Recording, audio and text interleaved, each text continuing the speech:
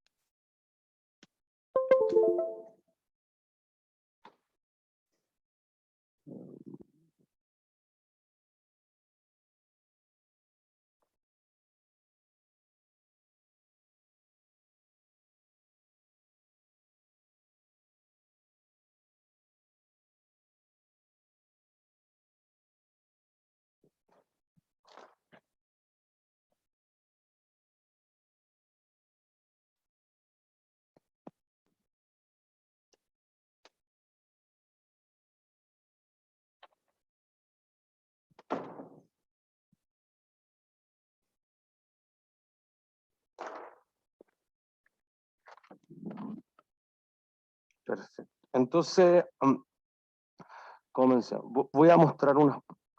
perfecto, esa es la que quería mostrar. Entonces, miren, ya cargamos todo el web curso con el resto de los profesores y entonces cuando ustedes entran a web curso, desde ayer ya deberían tener nuestro curso, digamos en la sección 1, y además deberían tener los metacursos. Entonces debería aparecerle el metacursos aquí, de contabilidad financiera que dice Santiago Viña y el VIP que va a ser el de los controles en el fondo y eso. Entonces, si vamos a nuestra sección, se van a fijar que ya tienen todos los archivos de todos los videos, los ejercicios, las clases, etcétera, etcétera. Y al final están todos los capítulos del libro que yo les había dicho ordenados. Y aquí arriba, como para no perderse por tantos cursos, tienen los links. Entonces ahí dice que el link del metacurso VIP, donde van a estar los controles de lectura, de ejercicios, las tareas, etcétera. Y en el otro está el metacurso general en el fondo del curso, que va a estar las pruebas y a quien le toque dar el examen. ¿Sí? Para que tengan claro eso. Entonces, importante para comenzar, digamos, es algo que nosotros decíamos en la clase anterior, que era que hay ciertas cosas que uno espera hacer en este curso. Entonces, siempre hay que tener como un antes y un después del curso. Hay que decir, mira, ¿qué aprendimos en el curso anterior? A mí me importa harto.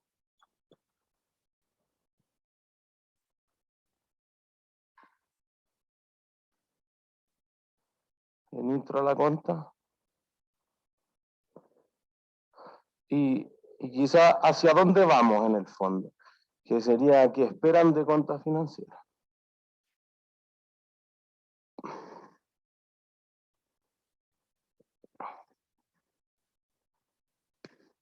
Adelante. Alguien que se recuerde algo de lo que deberían saber de intro a la conta. ¿Qué aprendieron? La diferencia entre un pasivo y un activo. En la diferencia entre... Un pasivo y un activo. Ya, ¿qué sería un activo?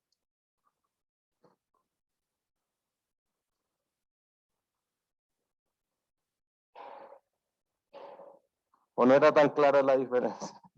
¿Qué sería un activo? ¿Alguien sabe lo que es un activo? Lo que le da un beneficio económico como a la entidad Ya, y que es ¿qué intenta controlado por ella. generar beneficio? Perdón, de nuevo.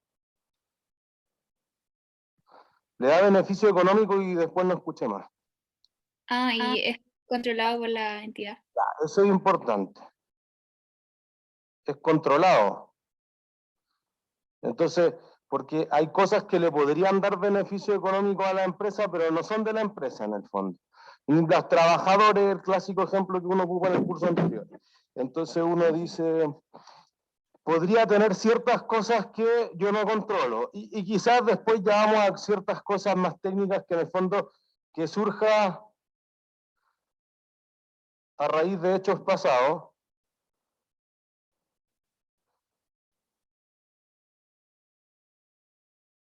Porque obviamente hay cosas que le van a dar flujos de caja, ingresos, beneficios económicos, como queramos llamarlo a la empresa, pero en el futuro. Y entonces eso ya no funciona en la contabilidad, funciona seguro en las finanzas, pero no en la contabilidad, porque la contabilidad mira hacia el pasado. Entonces, es que mañana me van a comprar, ya no es nada de la empresa todavía. Cuando te compren, entonces sí. Y además algo súper importante, y que generalmente se obvia, y que se pueda valorizar.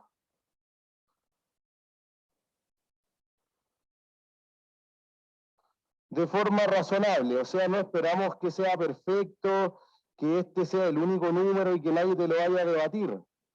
Porque uno podría decir, oye, mira, la pizarra, ¿cuánto vale la pizarra?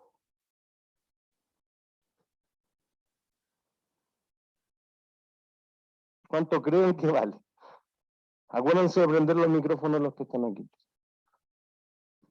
Perdón, mi error.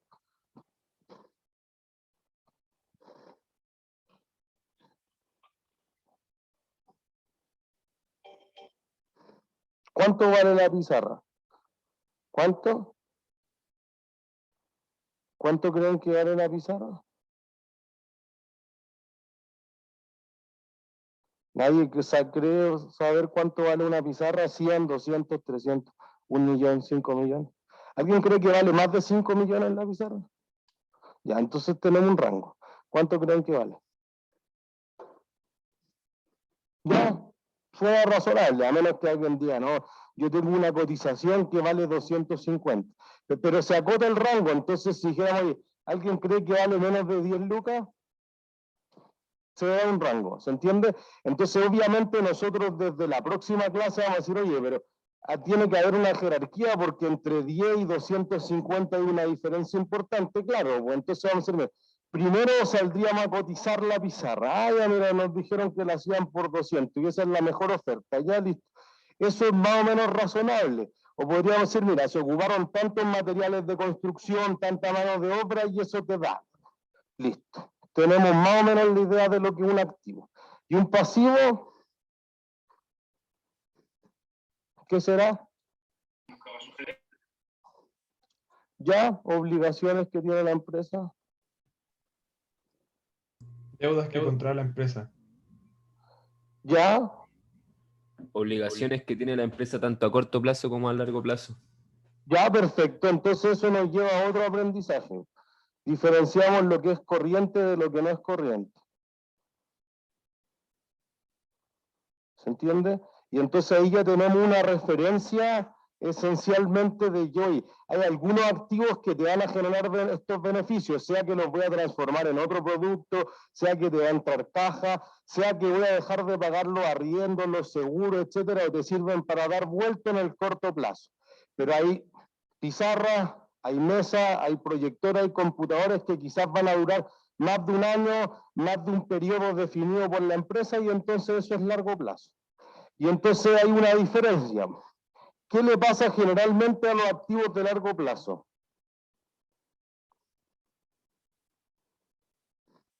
¿Qué creen que le pasa a la pizarra mientras la usamos o a la silla en la que se sientan? Se deprecia. Se deprecia. Eso es por el uso continuado. Entonces ya en 2 semanas más vamos a incluir un concepto que es el deterioro. Que oye, se desgasta un poco, pero en realidad si se quema la sala, eso no es lo que esperamos regularmente. Y eso funciona mucho para la planificación financiera, porque en el fondo tú dirías, oye, mira, ustedes son gerentes de una aerolínea, de la LATAM Airlines si quieren, que perdió 3.000 millones de dólares el año pasado. ¿Cuánto esperan tener de utilidad este 2021?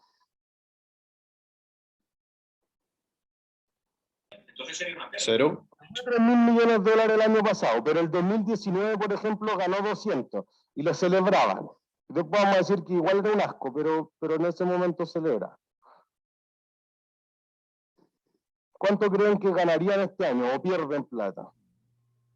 O sea, lo lógico sería que recuperaran lo que perdieron, pero probablemente sigan perdiendo porque todavía estamos en metodología COVID. ¿Ya? ¿Cuánto? Es difícil esto, porque fíjense que esto se hace al final de un Finanza 1, la proyección financiera, pero queremos ver qué cosa uno miraría para decir, oye, mira, ¿cuánta plata tengo que ir a pedirle al banco para que sobreviva la empresa? O lo que se discutió mucho el año pasado, ¿qué pasa si el gobierno tiene que salvar a la aerolínea porque es una empresa esencial? ¿De cuánta plata hay que meter? Porque no puede ser que yo, vamos a meter 1.000 millones. Bueno, LAN se fuma 1.000 millones en un semestre, pues entonces dura 6 meses. Quizás deberíamos hacer un aporte más grande, 5.000 millones. Van a estar todos los semestres tratando de meterle 1.000 millones. O decidir otro tipo de cosas. Oye, ¿cuánto tengo que dejar de... ¿Qué cierro? Entonces digo, mira, ¿qué mercado será el menos atractivo para LATAM Airlines?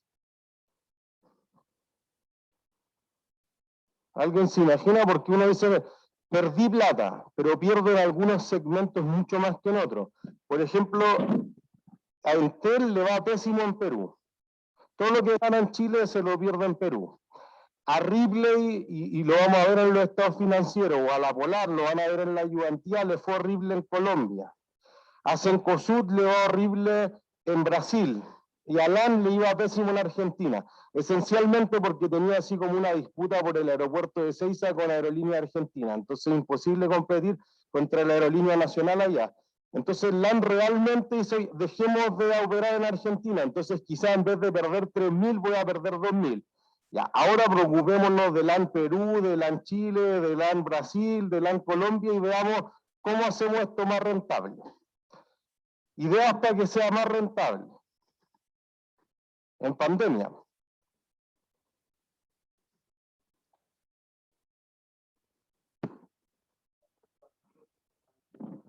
estoy tanto. ¿Qué activo? Yo tuve algunos aviones, no sé si veo que los viajes intercontinentales están bajando. Ya, los viajes de pasajeros bajan, pero algo aumenta.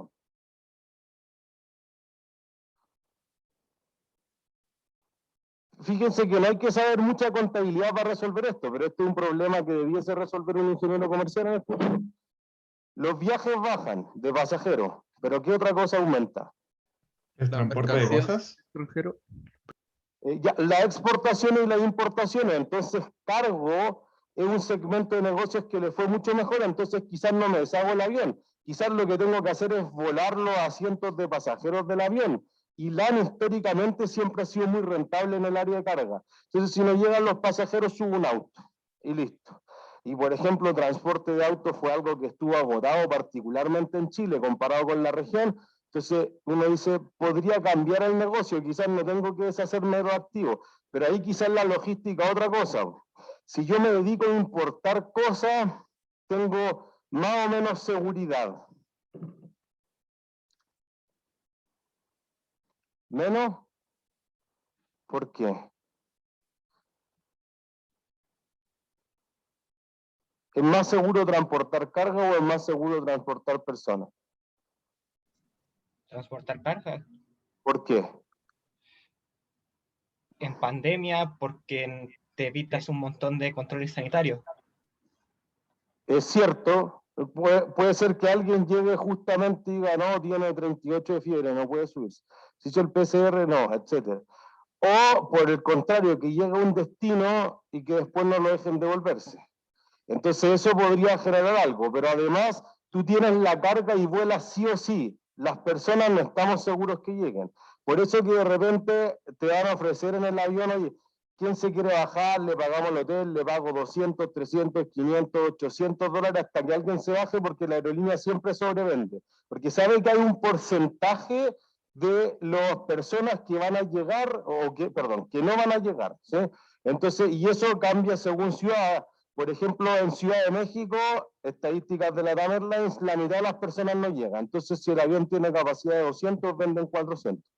Obviamente, algunas veces van a llegar más de 200 y va a tener que empezar a bajar pasajeros y embarcarlo en el siguiente vuelo. Otras veces van a llegar menos de 200 y puedo subir más carga. ¿Entiendes? Pero es menos probable que te pase eso. Entonces tú dices, me voy a ir a algo más seguro. Bueno, entonces quizás me puedo deshacer de algunos aviones, o me puedo deshacer de bodega, o quizás voy a optimizar las rutas, quizás ya no me sirve LATAM Airlines. Le era caro ir a Auckland en Nueva Zelanda. Entonces, o le es caro, por ejemplo, ir a Punta Arenas, porque el avión que va a Punta Arenas normalmente para en Puerto Montt y ahí se baja la mitad de las personas.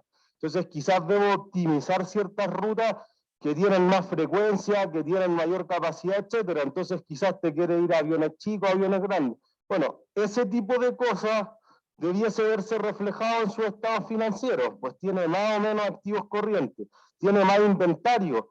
Si yo transporto carga, no tengo que darle comida. ¿Se entiende? Es más fácil medir, por ejemplo, cuánto consumo de combustible, que es uno de los inventarios que tiene LATAM Airlines, aunque sea una empresa de servicio, etc. Entonces, al mismo tiempo uno dice, mira, el desgaste va a ser invento. La vida útil de un avión es normalmente 20 años, pero es difícil que una empresa lo ocupe hasta el año 20 porque es muy peligroso. Entonces tú dices, 15 años operacionales, reales, que va a estar ahí. Bueno, ¿cómo financio ese avión? Y entonces ahí decimos, oye, podría ser con ciertos pasivos, podría ser con ciertos activos. Eso es algo importante que uno debería saber. ¿Se entiende? Más allá si esto va al debe, al haber, entender qué cosas son activos y qué cosas son pasivos. Quizás qué distingue al pasivo del patrimonio.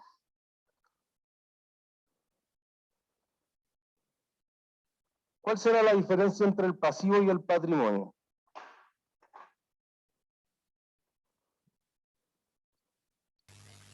¿Alguien tiene alguna idea? ¿Contra quiénes son las obligaciones que tiene la empresa? Unos son contra terceros y otros son contra los dueños. Ya, es una buena definición. Normalmente se habla, por ejemplo, en España es muy típico hablar del pasivo exigible u obligaciones con terceros, y en otros casos se habla del pasivo no exigible u obligaciones con los dueños. Pero en realidad cuando lo anticipábamos en la clase anterior, tú pones plata en una empresa y ¿alguien te asegura que tú vas a obtener esa plata de vuelta? No. Entonces, quizá, obviamente podemos ir a la definición, y la mejor definición del patrimonio, ¿cuál es?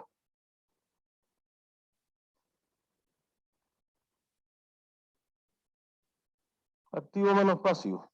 Eso es la mejor definición. Es lo que va a quedar de la empresa si es que en el futuro algún día tú logras pagar todos los pasivos. Pero entonces uno ve que, por ejemplo, LATAM Airlines tiene menos activos que pasivos. Entonces, al menos en el sentido contable está quebrado. Que en el sentido financiero también, o al menos tener una reestructuración financiera significativa. ¿Se entiende? Pero quizá uno podría verlo desde otra perspectiva. En el fondo tú vas y pides un préstamo al banco, un crédito de consumo. ¿Cuánto tiempo creen que el banco les va a dar para pagar un crédito de consumo?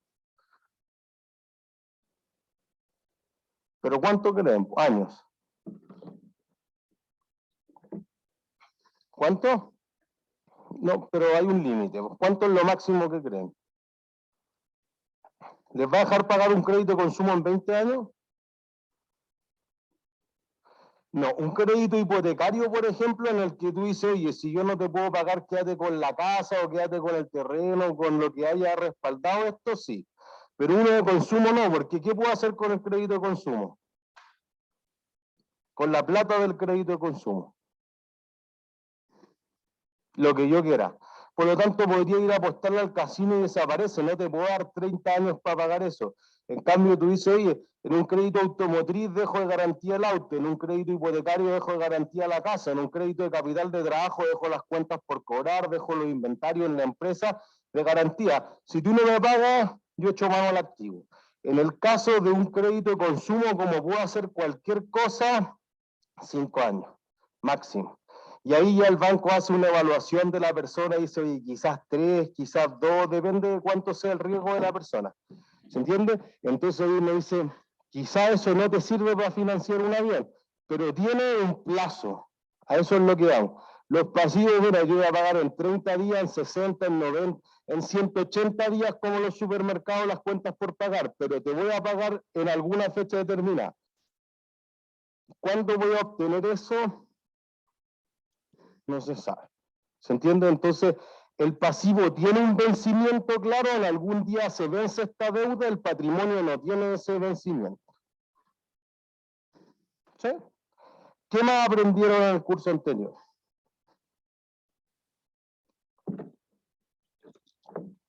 bueno, útil, no tan útil, pero está bien que el foco era hacer asiento, entonces es importante, asiento. Entonces quizás lo que hay que saber de los asientos es que del lado izquierdo de la cuenta, ¿cómo se llama? Debe. Y el derecho, listo. Están avanzados. ¿Sí? Entonces, si un activo crece por acá, si un pasivo decrece por acá. Y lo contrario, por el haber. ¿Sí? O el pasivo y el patrimonio. Voy a ponerle aquí pasivo y patrimonio. ¿Qué otra cosa aprendieron?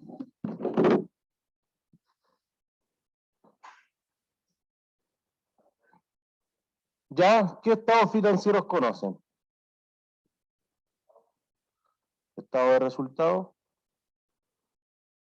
¿Alcanzamos a ver tan arriba? Gracias. No, me cambio de pieza.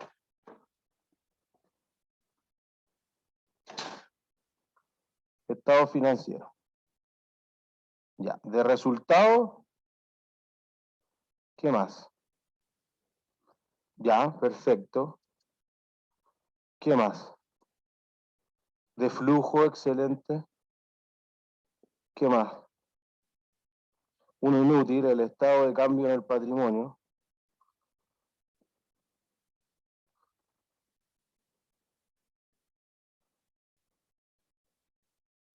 Y quizá el más importante, o uno de los más importantes de todos, las notas de los estados financieros.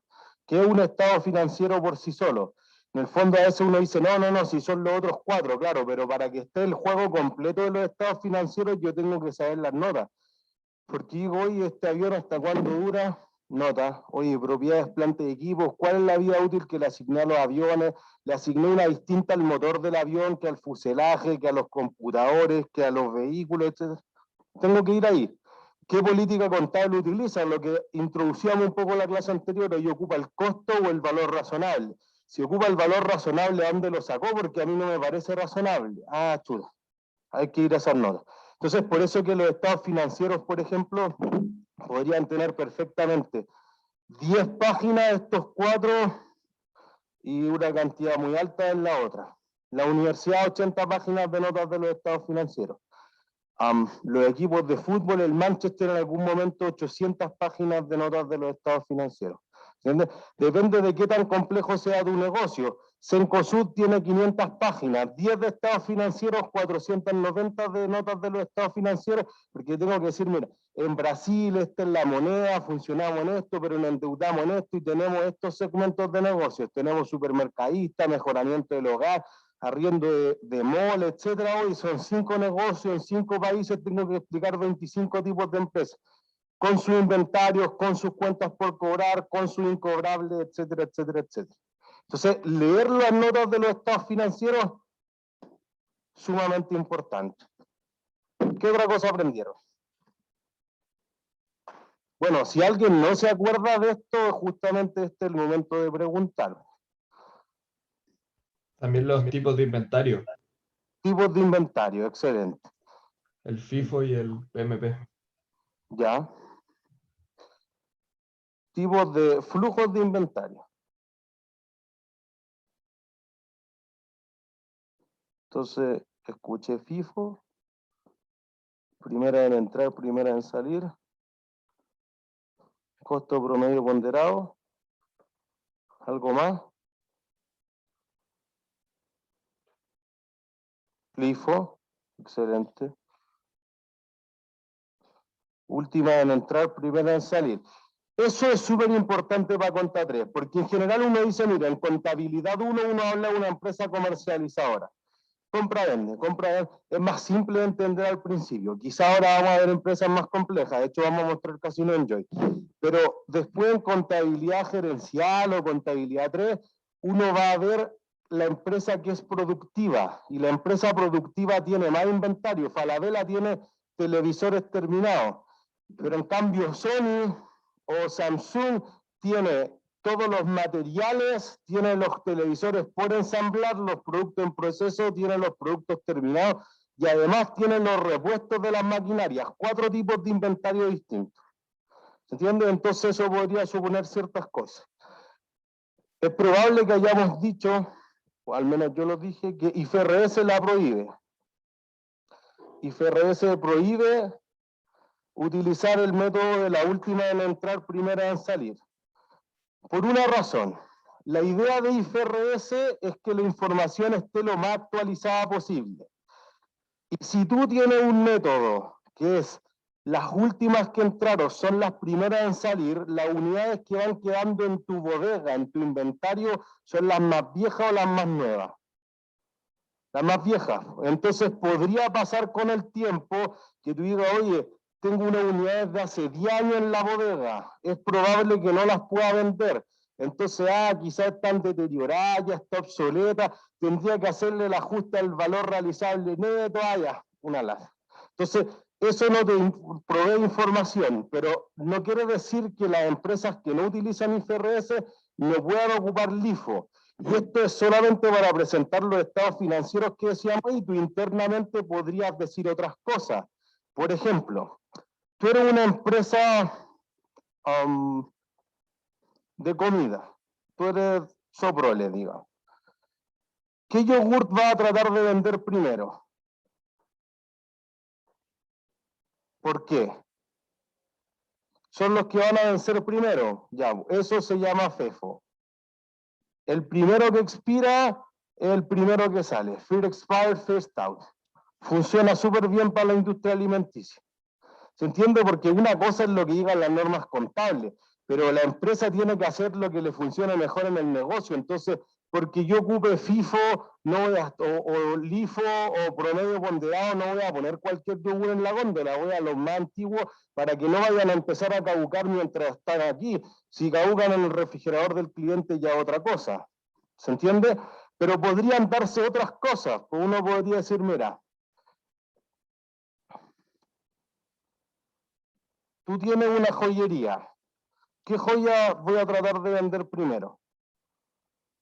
O más fácil, ¿qué joya voy a poner en el mostrador, en la vitrina? No sé si las más nuevas. Las más caras, eso se llama HIFO. Highest in, first out. Pero si yo pongo las más caras en la vitrina, ¿qué es más probable que te pase? O sea, ya, eso es bueno que te lo compren, pero ¿qué otra cosa podría pasarte con las joyas? Que te las roben, listo. Entonces, si hay mucho riesgo de que te lo roben, ¿cuáles pondría en la vitrina? Las más baratas. Y entonces lo contrario de esto es LOFO. Lowest in, first out. ¿Se entiende? Entonces uno diría, me da lo mismo lo que le diga la contabilidad, lo que yo hago físicamente esto, si estoy en un barrio muy peligroso, es poner las más baratas, si estoy en una parte más segura, pongo las más caras, y la empresa podría escoger otras cosas, y hay 3 o 4 más bien utilizados métodos. Uno explica lo básico para entender que esto te podría meter un problema en los costos de la venta, eso va a mejorar o empeorar tus utilidades, si tengo más utilidades tengo menos, o tengo mayor valor del inventario, si tengo menos utilidades tengo menos valor del inventario. ¿Se entiende? ¿Qué más aprendieron? Quizá algo relacionado con inventario, al final. Ya, listo, eso. Inventario y activos biológicos. ¿Cuál es la diferencia?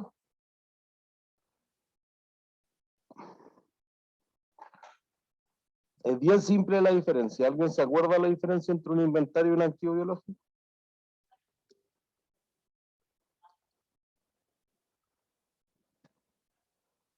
Pero es que aquí también podría ser tu actividad comercial, pues. O sea, si tú eres un agricultor, estás lleno de activos biológicos, o una salmonera, o una viña.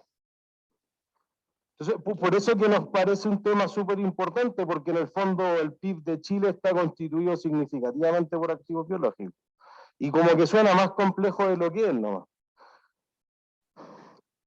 La silla crece, los árboles crecen, Listo, esa es la diferencia. Uno está vivo y el otro está muerto. El resto puede ser exactamente un inventario, porque tú igual después lo vas a engordar y lo vas a cosechar, etcétera, o lo vas a hacer crecer y lo vas a talar, o vas a esperar que te dé su fruto, y ahí vamos a discutir algo levemente más complejo en propiedades plantas de equipo, pero más o menos esa es la diferencia. ¿Se entiende? Entonces, eso te lleva a tener como una intuición. El inventario, ¿te interesa revalorizarlo permanentemente? ¿Por qué no? Ya no cambia. Listo, eso es bueno. Por eso no hay cambio biológico. Y aparte, tú el inventario es de largo o de corto plazo. De corto plazo, siempre pienso en el supermercado y yo espero vender la leche, el azúcar, lo que sea, en el corto plazo. En cambio, el activo biológico quizás es de corto plazo, quizás es de largo plazo, pero podrían pasarte dos cosas. Nace un borrego. ¿Cuánto es el costo del borrego? Eso, no tengo el coste. Entonces nació, no es como que yo fui, le compré a Soprole, me envió una factura y ahí dice cuánto me vendió el yogur. Aquí no tengo un costo, entonces el costo es más difícil de determinar para los activos que nacen dentro de tu granja, por ejemplo. Y además tú dices, ya no, si yo lo compré cuando pesaba 5 kilos, ahora pesa 25, ¿el costo te da alguna información táctica, estratégica para la empresa? Si tú tenías un borrego de 5 kilos que ahora pesa 25, ¿te importa el costo? No. Deberías saber cuánto es el kilo de carne de 25, en cuánto lo podría vender ahora, si lo quiero enviar al matadero a los 25 kilos, a los 35, a los 55, si hay que talar el árbol a mitad de tiempo, hasta cuándo tengo que engordar los salmones, etcétera, etcétera, etcétera. Entonces, esa información quizás el inventario está más relacionado con el costo y el activo biológico está más, ¿verdad que no llegamos tan arriba? Está más relacionado con el valor razonable. ¿Se entiende? Y si todos recuerdan, quizás el 80% de esto nos damos por pagados con el curso anterior. ¿Qué esperan obtener de este curso?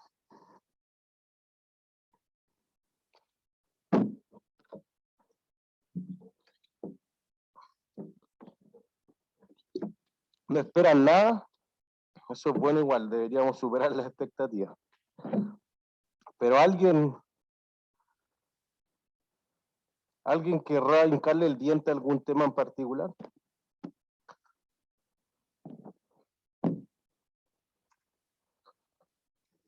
¿Nadie?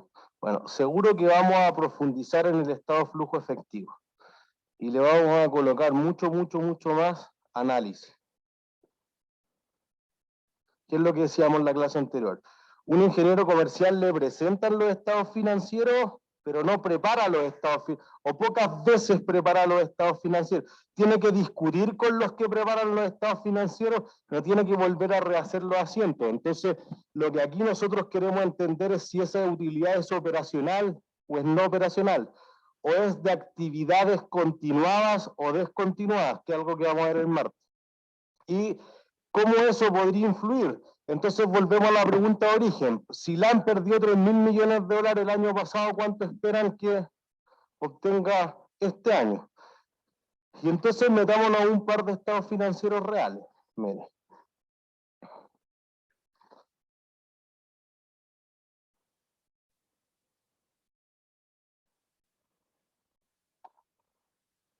Entonces.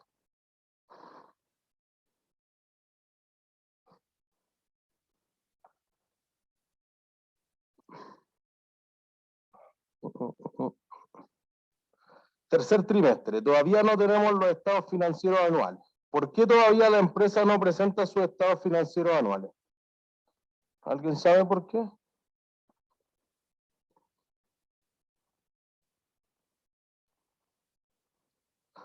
Para que estos estados financieros sean creíbles, ¿qué debería ocurrir con ellos?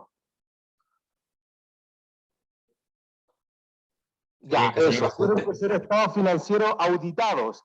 y en general los estados financieros intermedios, al menos las pequeñas empresas, las grandes sí lo auditan, pero las pequeñas empresas no lo auditan. Yo no puedo gastarme 20 millones de pesos todos los trimestres en llamar a Deloitte, a KPMG, o Ernst & Young o Price. Entonces lo audito una vez al año y el proceso de auditoría se demora. Entonces no es que tú digas, oye, el 31 de diciembre apretamos un botón y se imprimen los estados financieros. Hay muchas estimaciones que hacer. Ir a ver si te faltan cosas en la bodega, qué cosas están caducadas, devengar ciertos intereses, depreciaciones, años de indemnización, provisiones de vacaciones, etcétera. Pasarle toda esa información a los auditores, que los auditores revisen, vayan a contar, no cuentan todo, pero hacen muestreo estadístico, etcétera. Y después que los auditores dicen ya, ¿quién tiene que aprobar estos estados financieros?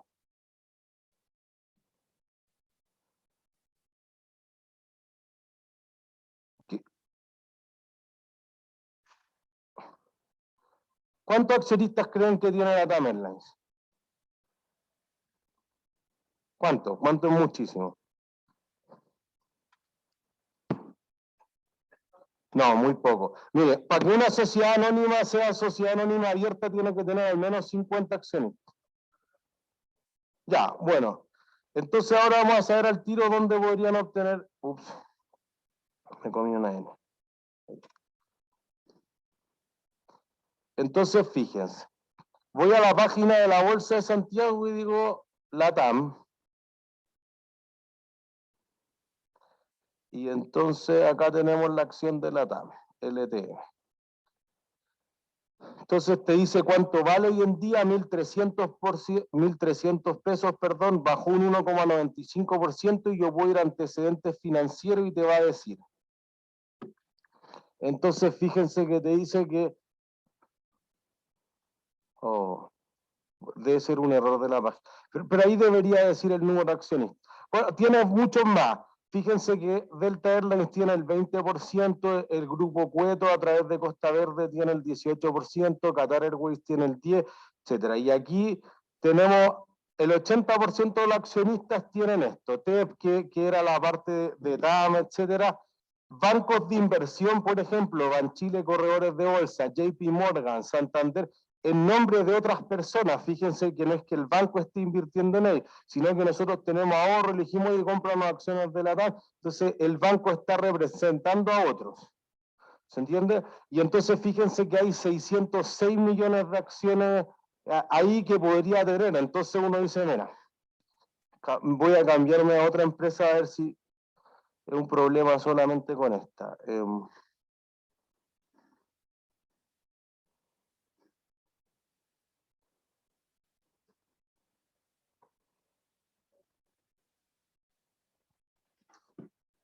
Ven ahí arriba, número de accionistas 4.700. Y esto podría pasar con Cruzados, podría pasar con Blanco y Negro, podría pasar con otro equipo abierto en la bolsa. Entonces tú dices, probabilidad de que 4.700 accionistas se pongan de acuerdo en un tiempo corto en una decisión estratégica, 0. Entonces, para que estos accionistas puedan tomar una decisión importante, digamos, hoy hay que vender 10 aviones, hay que dejar de operar en Argentina, etcétera, hay que elegir a directores. Y entonces los directores, 8, 5, 10, un número acotado, sesiona todos los meses, hacen comités especiales, comerciales, estratégicos, financieros, etcétera, y tienen que firmar los estados financieros. O sea que si los estados financieros son fraudulentos y los directores no se dieron cuenta, ellos legalmente tienen que responder con su plata frente a los accionistas. ¿Se entiende? Y entonces fíjense, ahí está la respuesta. Oye, podría estar en reorganización, entonces quizás no sigue el principio de la empresa en marcha. Yo supongo que la empresa nunca va a quebrar. Es difícil suponer esto con una aerolínea que está en reorganización financiera, que es justamente el paso antes de la quiebra. ¿Se entiende? Y entonces fíjense, estos son los estados financieros intermedios, no son los más duros, 149 páginas. Para que se hagan una idea. Entonces fíjense, tenemos LAN, que es una empresa que 31 de diciembre del 2019 tenía 21.000 millones de activos de dólares. Y al 30 de septiembre, 9 meses después, tiene acá abajo 15.000. Hagámonos, o sea, 6.000 millones de dólares desaparecieron. ¿Por qué? Por todas las razones que decíamos recién. O sea, hay algunos activos intangibles que ya no van a estar, la empresa se empieza a quedar con menos caja, etcétera, y eso es lo que lo lleva a la quiebra. Y entonces, obviamente, si baja el activo, pero no bajan los pasivos ni el patrimonio, de esto debería influir de alguna forma. ¿Se entiende por qué? Mire, los activos bajaron en 6.000. Los pasivos bajaron de los 18.000 que teníamos acá a los 16.500. 1.500. Entonces los otros 4.500, si no bajaron del pasivo, ¿de dónde bajaron? El patrimonio, pues listo. Y ahí fíjense que tiene patrimonio de 1.500 millones negativos. ¿Se entiende? Pasó de tener 3.000 millones a 9 meses después de haber desaparecido todo eso. Y entonces, ¿en qué parte del patrimonio? Fíjense en las pérdidas. Había acumulado en toda la vida 352 millones de dólares en utilidades. Y en solamente los primeros 9 meses del año pasado perdió esos 350 y 3.200 adicionales, 3.500 millones a la basura de dólares. ¿Sí? Esa es la pérdida más grande de toda la historia. Si uno va de Chile, si uno va al estado de resultados, fíjense que lo que decíamos en la clase anterior, volar durante el 2019 era un desastre. Tenía ingresos de 3.000 millones y el año anterior en esos mismos 9 meses había tenido 7.300. Fíjense que las ventas bajaron 60%, pero los costos no bajaron 60%, pues entonces por cada pasajero que subía perdía una cantidad indeterminada de dólares, pero en total perdí 400.000. Eso es antes de pagar los gastos de administración del aeropuerto, pagarle a la los despidos que tiene que hacer y que tuvo que pagar indemnizaciones, etc. Entonces, si van a la ganancia del negocio puro, 3.000, digamos, 600 millones de dólares en contra. ¿Se entiende? En la casa quizás fui muy rápido.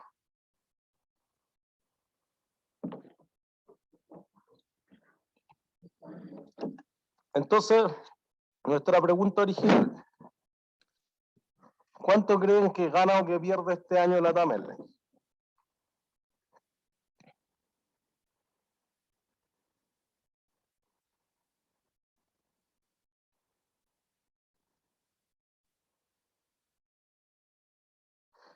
¿Creen que va a vender más o menos de 3.100 millones en los primeros 9 meses de este año? ¿Más? ¿Por qué? ¿Ya? Igual va a perder plata, pero no tanta como el año pasado. Ya, eso es una buena idea. Entonces uno dice ya, entonces podríamos proyectar, oye, mira, es que la otra aerolínea, quizá una aerolínea que ya haya presentado su estado financiero, etcétera, o donde ya vayan más avanzado en la vacuna, Corea, China, etcétera, se vio que incrementaron en 15%, en 20% su ingreso. Ah, ya, y los costos de venta, mira, se debe haber apretado porque ajustó, ahora requiere menos personal de vuelo, etcétera. Ah, ya, lo puedo proyectar. Y empiezo a proyectar una de estas partidas y digo, este año van a perder X. Pero fíjense que la mayor pérdida de todas en qué ítem está en el estado de resultados.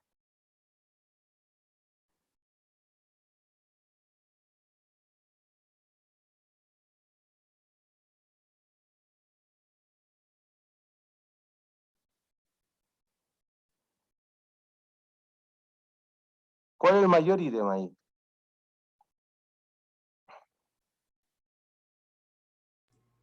¿Alguien lo ve? Quizá en la casa que le pueden hacer zoom directamente. El costo de venta. Ya, y después del costo de venta, 30 millones de euros. Pérdidas de actividades operacionales. no, bueno, pero es que ese es el resultado, ojo, esa es la suma o la resta de todo. Pero de los ítems entre medio, de estos de acá o el costo de venta. El que dice otras ganancias. Otras ganancias, ¿qué será eso?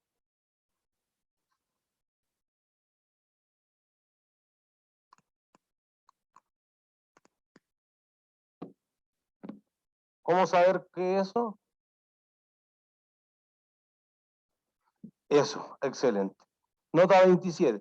Y si vamos a la nota 27, y esto lo vamos a retomar en activo intangible, a decir, oye, esta es la plusvalía, que la tuve que hacer el deterioro, etcétera. Pero en el fondo piensen que esto es algo simple. Se te quemaron aviones por 1.900 millones de dólares. El 2021, ¿se te pueden quemar esos aviones por 1.900 millones de dólares? No. Ya.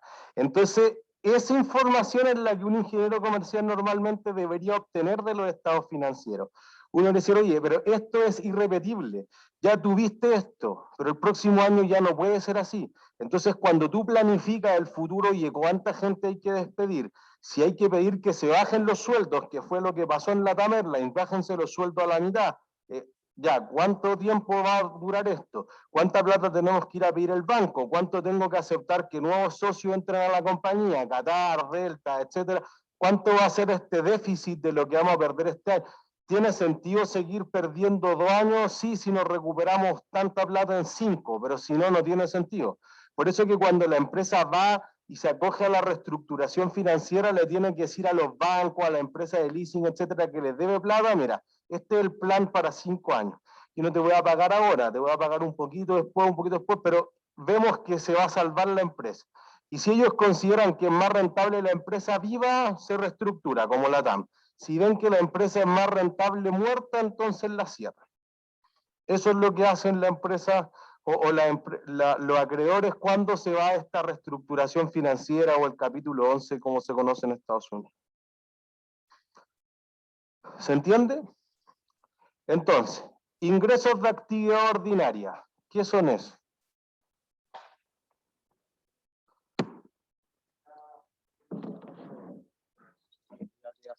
¿Solo pasaje? Y también carga. ¿Solo eso? Quizá el margen no está ahí. Profe, Ujú.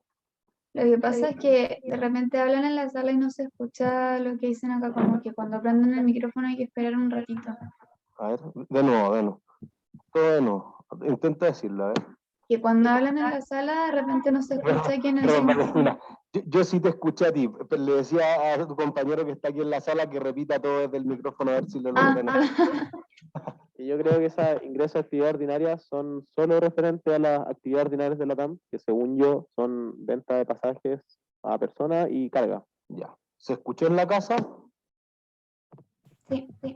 Perfecto. Ya con la práctica van a ir prendiendo el micrófono y acercándolo más a la boca.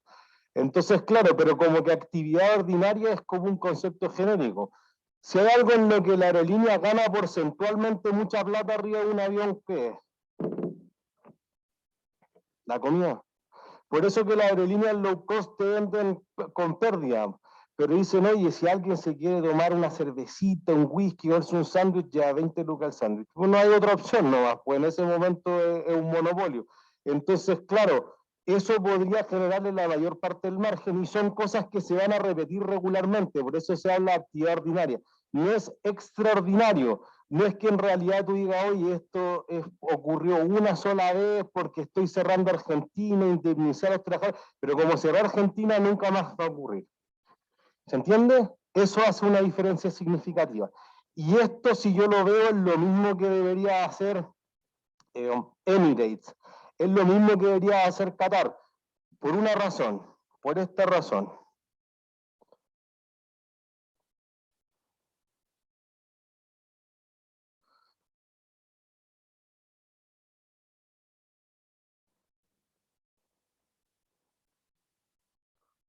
Miren. La empresa presenta estos estados financieros en el mismo idioma en cualquier parte del mundo y tenemos acá el mapa del mundo y le vamos a ir preguntando ciertas cosas a la página oficial de los IFRS, Normas Internacionales de Información Financiera. Entonces vamos a decir esto, miren. Lo voy a achicar un poquito para que se pueda ver. Quizás por ahí. Le voy a decir primero esto, que las IFRS sean requeridas para las empresas que son públicas. Esto se refiere a que sus acciones se transen en la bolsa, entonces cualquiera podría invertir y sean locales, domésticas. Entonces fíjense que esos son todos los países del mundo que utilizan la IFRS. No son todos, pero por número son una cantidad significativa. ¿Quién te duele que no la utilice? ¿Quién? Estados Unidos. Estados Unidos, perfecto. Porque acá arriba, Estados Unidos es el 43% de los flujos de los mercados de capital en el mundo. Entonces, donde están los inversionistas que tienen las lucas grandes no ocupan IFRS. Pero por una razón, los principios contables generalmente aceptados de Estados Unidos son más duros que la IFRS. Entonces ellos dicen que pasarse IFRS sería como nivelar hacia abajo. Y en realidad hay varias normas que la han emitido en conjunto. El FASB, que es el organismo que la emite en Estados Unidos, y el ISB, que hace la IFRS en Inglaterra, pero que en el fondo tiene consejeros de todo el mundo. ¿Qué otro país te duele? China. Y ahí sí las normas chinas son más malas que las de Estados Unidos. ¿Qué otra cosa? No, Bolivia a nadie le importa. En términos de los mercados financieros. India y Japón. Japón, ahí sí. India, porque la bolsa de Mumbai es muy, muy grande. Japón es la tercera más grande. Piensen que la bolsa de Nueva York es la más grande por las acciones listadas, la bolsa electrónica de Estados Unidos, el Nasdaq es la que más mueve plata, y después uno va a Londres, que es la que más mueve, y después la de Osaka en Japón. Y entonces después uno tiene la de China, particularmente Hong Kong, y después podría tener la de Shanghái, después tiene la de Alemania, y Mumbai es como la octava más grande del mundo. De hecho, la de Brasil es muy, muy grande. Es la 10ª más grande de Brasil. Por eso que en Chile se trató de decirme, como nosotros somos tan pequeñitos, juntémonos con alguien, juntémonos con Perú y con Colombia, e hicieron el mercado integrado latinoamericano. Para que un inversionista colombiano pueda comprar acción acá, en cualquier parte, etc. Se juntaron los tres y siguen siendo más chicos que Brasil. Entonces dijeron, vamos a buscar otro socio que sea más grande. No Bolivia, no Argentina, que nadie quiere invertir, ni Venezuela. México. Se juntaron con México, que es harto más grande, 60 millones de personas, y aún así son más chicos que Brasil. Así de grande es Brasil. México, Colombia, Perú y Chile juntos están muy cerca de ser como Brasil, pero todavía son un poco más chicos. ¿Se entiende? Entonces está el debe, pero fíjense en esto. Y vamos a terminar esto ya para darle el pase al fiscal. Entonces vamos a decir, mira, que los IFRS estén permitidas, pero no sean obligatorias para las empresas. Y entonces ya gano algunos países. Entonces no te obligo, pero sé una sugerencia importante que tú hables el mismo idioma que la mayor parte de las empresas del resto del mundo. Y fíjense esta, que las IFRS sean requeridas o que sean permitidas para las empresas extranjeras que se listan. Gana Estados Unidos. Antiguamente tú eras Latam Airlines, que tiene acciones en Chile y en Estados Unidos, y tú tenías que presentar un estado financiero acá y otros estados financieros con otra norma que significaban otras cosas y que ganaba otra utilidad en Estados Unidos. Ahora no. Entonces Cencosud presenta lo mismo, Embotelladora Andina presenta lo mismo, Soquimich presenta lo mismo, etc. Y eso permite, por ejemplo, que si tú eres una empresa japonesa, tú eres Sony o tú eres Nintendo, mejor tú presentas en IFRS, te sirven los dos países. Eso te quita un costo administrativo de preparar los estados financieros. Y ya Chile, que ha sido uno de los pioneros, fíjense, aquí te dice si las IFRS son aceptadas para las pymes, Small and Medium Enterprises. Chile de nuevo va a la cabeza de eso. No son tantos, pero fíjense que Nueva Latinoamérica aquí la lleva y que la están pensando Rusia sobre todo, y Bolivia.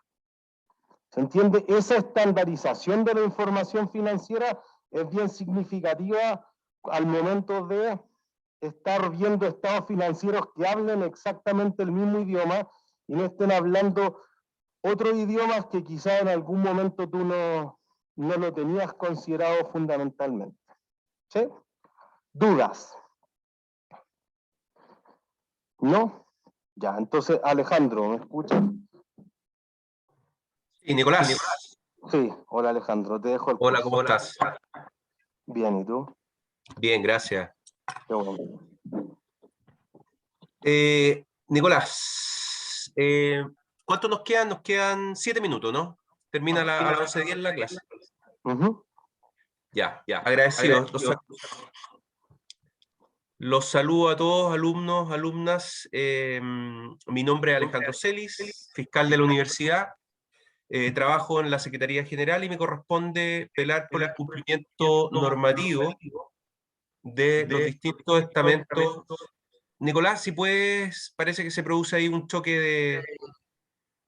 Si deshabilitas el micrófono, a lo mejor Lo apagué, pero nosotros te escuchamos bien aquí en la sala, por si acaso. Ah, excelente. Ya. Bueno, les contaba que trabajo en Secretaría General. Mi papel es, mi función en mi unidad de procesos disciplinarios es velar por el cumplimiento normativo ético de la universidad, no solo de los alumnos, sino que también de los colaboradores, docentes, autoridades, para efecto que todos cumplan con nuestra normativa ética dentro de la universidad. Obviamente, en lo que refiere a los alumnos, esto se materializa en el Código de Honor. Código de Honor, que es una normativa muy importante. Yo, Nicolás, terminando las charlas que tenemos hoy día, voy a mandar a todos los profesores para que compartan con sus cursos, de la forma como estimen pertinente, 2 videos tutoriales y tutoriales escritos del Código de Honor y del protocolo de acoso. Entonces aprovechamos esta instancia solamente para contarle a grandes rasgos cuáles son los cuidados que tienen que tener en las actividades académicas, porque infringir el Código de Honor tiene un costo bastante importante, no solo desde el punto de vista de las sanciones a las cuales se exponen, sino que también a efectos extra disciplinarios, como pérdida del índice de calidad académica para optar a cursos, profesores, horarios, pérdida de la posibilidad de intercambios estudiantiles, etc. Entonces, contarles que nuestro Código de Honor son los valores y los deberes de conducta que exige la universidad que ustedes respeten en todas las actividades académicas o institucionales de la universidad. Valores tales como la honestidad, el respeto, son valores que tienen que ustedes cumplir, pues en caso contrario se exponen a sanciones que pueden ir desde un simple llamado de atención hasta la expulsión de la universidad, pasando por suspensión de ramos, expulsión de ramos, reprobación de asignaturas, suspensión de la universidad de 1 semestre, hasta 4 semestres se pueden ir, o bien directamente también se les puede cancelar la matrícula. Infracciones gravísimas al Código de Honor: la copia y el plagio. La copia, sea el que hace uso de información o intente hacer uso de información, va a ser sancionado a la luz del Código de Honor como una infracción gravísima. Lo mismo con la facilitación de información. Entregar información a otro también está prohibido. La única posibilidad de que eso se permita es que el profesor, sea en el sílabus o a través de instrucciones claras y precisas del docente, permita esta entrega de información o uso de información. Así que tengan mucho cuidado en las actividades virtuales. Si hay un ensayo, una prueba individual, es individual, no puede haber ningún tipo de contacto con otros compañeros. Si hay trabajos grupales, se hace el trabajo con el grupo, no pueden compartir información con otros grupos, salvo que el docente autorice. Entonces, frente a la duda, acudan al profesor o a los ayudantes para que salven cualquier inquietud, pero no cometan el error de mantener contacto con otros compañeros, aun cuando se trate de las instrucciones del trabajo o de caminos para llegar al resultado de un trabajo. Los contactos con compañeros en evaluaciones individuales o grupales, más allá de sus grupos, están sancionados por el Código de Honor como una infracción al deber de honestidad. Infracción gravísima. El plagio, ojo con los core, también presentación de trabajos con ideas propias, y si usted va a acudir a ideas ajenas, también va a tener que citar. O sea, usted no se puede apropiar de ideas que no le son propias, porque eso también infringe el Código de Honor, el deber de honestidad. ¿Qué decir del respeto que tienen que cumplir a cabalidad con los profesores? Todas las relaciones dentro de nuestra comunidad universitaria se tienen que dar en el campo del respeto, y quienes no cumplan con ese deber de conducta también se van a exponer a sanciones de orden disciplinario. Para concluir, contarles que infringir el Código de Honor involucra registro disciplinario. Eso significa que usted puede, si infringe el Código de Honor, puede estar 5 años registrado en la universidad como infractor, por lo tanto no puede volver a infringir.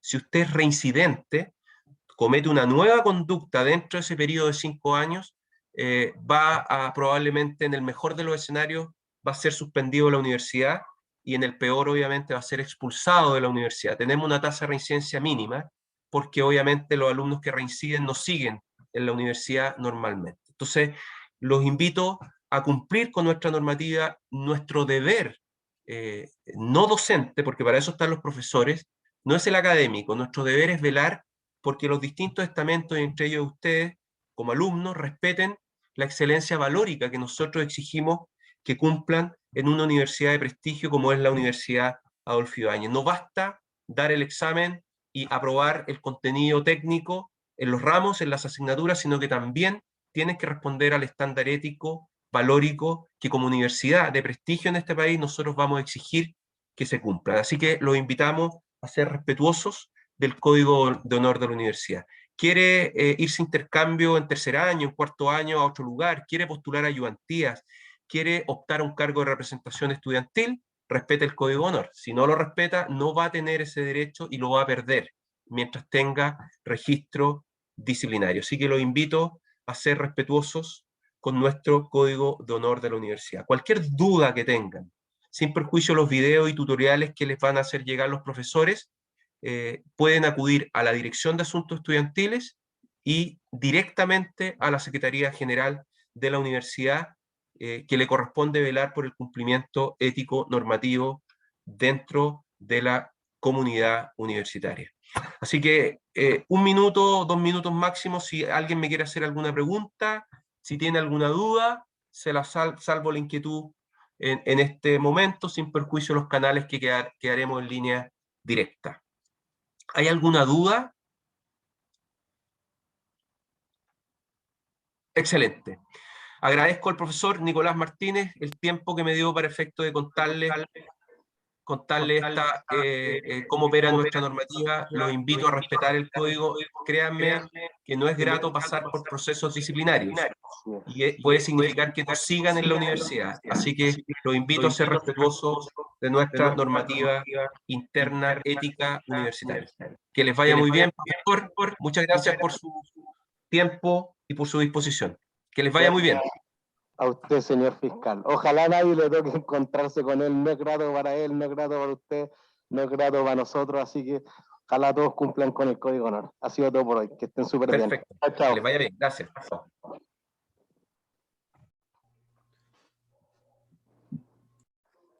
Chao, profe. Chao, que estén bien. Chao. Chao. Profe.